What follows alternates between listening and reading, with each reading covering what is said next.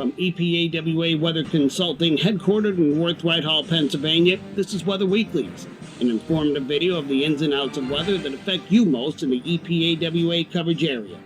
The thoughts and opinions expressed in this video are those of the forecaster alone and may not reflect those of the staff of EPAWA Weather Consulting LLC as a whole, nor its constituents. Now, without further ado, here is meteorologist Bobby Martrich with Weather Weeklies. And good Sunday morning to another edition of Weather Weeklies for Sunday, March 6th. We're getting a little bit of rain this morning, and then we're going to have a warm surge of temperatures today as that rain comes to an end, mainly before noon, and then we'll have some sun today. This Weather Weeklies video, I was telling you we're going to continue them because we wanted to see these upcoming periods here in the month of March. But this is likely going to be the last one of this season, and I'll explain why here in the video. It does not mean we can't get snow yet. But there's really no sense in me continuing these if we're looking ahead to a 5 to 6 week long-range lead, and you really only have a tight window of opportunity for anything thread the needle to occur. So here's our long range that we did on Friday, and obviously we have this well above average period that we're expecting for the next couple of days. We're going to have some areas hitting 70 or getting above 70, in fact. So very warm temperature push here, but then we kind of go into this lull period here right after that where we're still near to very slightly above average, and then we have a big shot of cold coming in here next weekend. It's a very transient cold period, and then we go right back to this up and down stuff where we go to slightly below average, slightly above average, and this is going to continue straight into April. Now, it does have April starting off slightly below average, and I'll address that here in this video as well, but it's relative to time of year. The month of April is not the same when you talk about average highs and lows. You're getting temperatures that are normal highs in April that are getting into the 60s. So if you're slightly below average by a couple degrees, 1 to 3 degrees below average, it's not really going to cut it for snow. It's not cold enough, okay? So it's not going to do it. So we have a couple systems we're going to be watching here. We still have some winter storm signals in here, but these are going to be more thread the needle. And that's why I do these videos here, because it gives context to what's written here in the long-range outlook. These can be misleading sometimes, giving you the expectation there's going to be a winter storm. Could there be? Yes, but it's going to be very, very thread the needle for something like that to occur. Now, I did update this chart here to indicate what average March and April snowfall is across the region. This is what you can get in the month of March. This is a 30-year average between 1991 and 2020. So this is the updated information here of what average is for that entire period in terms of snowfall for each location listed here. And then you go over to April, and it's all under a half inch for most areas, except for Scranton is 0.8. But this is all under an inch, certainly, of average snowfall in April. Can you get snow in April? Yeah, it's possible, but it's not really that likely. This is usually indicative of maybe once or twice in a 10-year period that you'll see something that is very minor, maybe coach the grass or something like that. When you get into April. I don't expect this largely to occur in April this year, okay? Again, we take a look at the next 5 to 6 weeks. Today's March 6th. You go 5 to 6 weeks from now, you're talking about past mid-April, okay? So it's really not a sense of keeping these videos going too much longer, because we're looking at these videos are geared toward that, and it's not really so much for short-term stuff. Anything that does pop up in this tight window that I'm going to discuss is going to be handled on a shorter-term basis with our maps, our weather alerts, our daily forecast videos, things like that. But from a long-range standpoint, it's really not. There's really not a point to that. Here is the total snowfall that we've had. This is saying through February 26th, but we've had no snow since then. So this still applies here on this particular date. And you can see the snow hole this year, if you want to call it that. I know everybody likes to call it that. Is right across here, South Central PA. Maybe across the Harrisburg, Lancaster regions. Those areas there, in particular, are generally between 6 and 12 inches of snow. Now, I'm circling that area in particular because that stands out. But truth be told, these areas up here that are showing that they get 12, 15, 18 inches of snow, that's a lot lower than you should be up in that area. So these areas are also considered, the entire area is basically a snow hole, except when you get right down here where they had in many cases, close to double average snowfall down there with the shore points, thanks to a couple snowstorms that they had down there that really piled it on. in the month of January. So they had a very very good jump on the season, and that just maintained throughout the entire winter season. So this is the snapshot of the region as a whole. This is below average snowfall. This is a La Nina year, second year La Nina year. This happens, okay? So, this is why we don't do seasonal outlooks, because if I was looking at this at the beginning of the season, I would have thought we would have been like near to slightly below average snowfall as I looked at it in November. And I even mentioned that one of the Weather Weeklies videos that I did in November, that I didn't see it as being a big, robust winter. Well, it wasn't, but it wasn't expected to be this low, okay? Now, it's not as low as we had a couple years ago, but it's still lower than average nevertheless. So this is what the snapshot of the region looks like. And here's what it looks like graphically across our region. Again, I put this up last week. This did not change. Since last week, we have no snow to add to this. So these are your season totals. What's in red here is all below average, what you should be for an entire season. And there's Atlantic City with that big winter, 33.3 inches of snow down there. So a lot of those areas along the shore points have had nearly double what they normally get in a year. I keep talking about I have been since November talking about this March, actually the 2017-2018 season analog, and it held pretty well. This March 2018 snowfall, though, required some thread-the-needle things to work out just perfectly, okay? In this particular year, it did, especially with a big storm around the equinox that occurred that year. It was on March 21st of 2018. And many areas got over a foot of snow in the interior. So there was a decent amount of snow that fell that particular season. And if you look at this graphic I also used in last week's video, this is showing an area of, this is showing that there's three separate systems that came in here. They were all thread the needles, and this was like a rain-snow mix. So you have 0.77 precipitation, 3.7 inches of snowfall. That indicates there was some rain involved with it, and then it changed to snow and ended as snow. Same thing with this one here. This was a mixed bag too, so a slop mess, okay? And that's usually what you get in March. You usually don't get all snow events.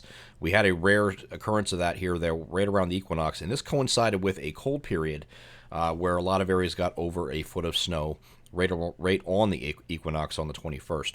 That year the equinox was in fact the 21st. This year it's going to be the 20th, okay? But if you look at the days leading up to that, and these areas right here, these temperatures are all in the 40s, almost near 50 degrees leading up into that particular event. And then you had this thread the needle system come in here where temperatures are back-to-back 38 and then 37 for highs. This came in at night, and then we were able to continue that snowfall during the day. And Allentown, in this particular image I'm giving you here, is, for an example, it got 13.2 inches of snow out of that particular system. Even to the shore, they got some snow out of that. So there was a heavy rain to heavy snow situation there. But this can certainly happen. But all three of these are thread the needle type situations, and the first two up here were mixed bagged. So you have rain and snow involved in the same system. This one was mostly snow down here, but we had perfect setup for that. They came in perfectly timed, perfectly tracked, and got you a snow event. Is that likely this year? Well, it's possible. It is possible, but I wouldn't say it's likely at all, okay? This is the temperature periods for that centermost portion of our coverage area, which is Allentown Lehigh Valley International Airport. That's the centermost point of our entire coverage area. So I'm using that as an example here in the video. And you can see that there are periods in here where the temperatures dip. You're going to have to take advantage of one of these dip periods. And you see above that, this is not going to cut it, really. I mean, it's slightly below average at that point, but it's not going to cut it. You need something to happen right here, right there, for something to occur. And there might be something in there, maybe. After that point, you get temperatures too warm. Even if you're slightly below, if you get a cold shot in there, this is not going to cut it for snow. It just won't. It's not going to be enough. And as you get into the month of April, those temperatures, the average high temperatures go up even higher, and you get into the 60s for average highs. So if you're going to be slightly below average and you're in the 50s, it's still not good enough for snow. Okay, so I don't really see anything that would. I'm not going to continue a video here every Sunday and waste your time on maybes, which are very low percentage chances of happening. Here is what that looks like in the temperature periods. We're going to take a look at this particular period. Negative EPO is getting the western United States into this cold, while we remain milder than average up through about the 12th or so, and then you have this shot come in here. It's a very transient shot. It is a cold shot, don't get me wrong. but it's a very transient shot, in and out, okay, within 2 days. And then we go back to milder temperatures here at the end of the period, heading up to the equinox here. So there's a very limited time for anything to happen. The GFS this morning, this is a 6C GFS, does in fact have a system here rounding the base of an incoming trough. I'll show you that in a second. There's a trough coming in here, right, and there's a little system forming along the base of that trough that comes up the coast and gives you some snow. And this is probably going to be shared on social media today, like it's, oh, here we go, it's coming back. It's a big snowstorm here on next Saturday. It's possible, but the chances are very low that this is going to be correct. No other model currently supports this idea. And not saying it's wrong necessarily. It's something to watch, but this is within a 1 week time period. So we're not going to dedicate a 5 to 6 week lead, long range lead here video every Sunday on the mere hopes that something like this is correct when we can handle in the daily forecast video. So that's how we're looking at that. So the window of opportunity is going to be up to about the equinox, and then that's it. Okay, after that point, I don't see anything that is going to be good enough to produce snow in this area, even in thread of the needle fashion. I think you realistically have up until about the equinox or thereabout, and then after that, I don't think we really have any opportunities to go beyond that. Now, Matt and Julian Oscillation is in the circle of death here for the foreseeable future. Okay, so it looks like it's going to stick around in there for a while. It may eventually merge in the maritime continent, but that's going to be a warmer signal if that occurs. A lot has been made about the polar vortex and the polar vortex split. Doesn't really look like it's going to affect our weather too much. The Euro Weeklies are still suggesting that April is going to start off here slightly below average as a result of that. So it is possible we could get some influence from the polar vortex, but at this point in the season, -1 to -3 is not going to cut it for snow once you get into April. It's just not. When normal highs are in the 60s, it's just not going to be good enough. So I don't think that there is a viable option for winter storms. Can it happen? Yes. I'm not saying it can't happen, but the chances are very low, especially in April. Now, next week to 10 days or so, there is a better opportunity. Okay, a little bit better, but it's marginally better. And we certainly have seen snowfall in the month of March, as I showed you here in this graphic. This is what normal is over the last. Oh, sorry, wrong thing here. This is average over the last 30 years. If you average every year together, this is what you get. And March is really a haves and have-nots type of setup where either you get it or you don't, and it's usually a thread the needle event. It has happened before. Plenty of examples of that. And 2018, our leading analog did have those thread the needle events. So it is possible. But this is something we're going to handle on a short-term basis going forward. My only concern, if you will, is that everybody's going to be ready for it to be starting spring. And this is the look of early April. The first half of April doesn't look like it's going to be particularly warm. But it's warm or cold relative to average at that point. So it's not, instead of being in the 60s and full sunshine, we're looking at temperatures stuck in the 50s for highs. Still warmer than certainly January and February are, but it's going to be, when you're ready for spring and these consistently warm temperatures in the 70s like you're going to have the next couple of days. And you will have shots of that probably mixed in there too, but you're not going to have that with any sense of consistency for a little while. It might be waiting until like the second half of April for that to occur.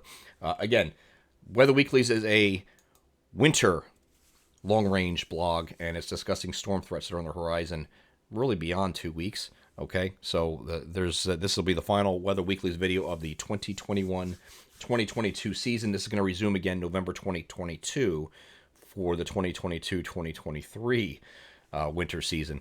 Expect a lot of up and down temperature patterns now through the entirety of March and likely into April, where we're going to see maybe a colder than average start to spring. Still the opportunity for a thread the needle snow event, but chances are low and likely to be limited to between now and the equinox. Again, the GFS is still trying to tout something here for next Saturday. We'll keep an eye on it. It's something we're going to cover in the daily forecast videos rather than spending a 15-minute video on the long range to discuss something like this that can be handled in that daily forecast video or the weather alerts page if we do get, in fact, into a situation where we're going to have to release maps for snow. I wouldn't put too much stock in this, though. Not a lot of support for it, and right now it looks like this is a very low chance probability. So we'll see you again next year for the Weather Weeklies videos, and I enjoyed having all of you this season. Excuse me. Still getting over a cold. And hope you join us again next year for all the Sunday snow talk and the seasonal patterns and things like that we get in these videos. It's been a great time, and we'll see you again next year. I'm EPAWA meteorologist Bobby Marchich, and that's this edition for Weather Weeklies for Sunday, March 6th. I'll see you again next November.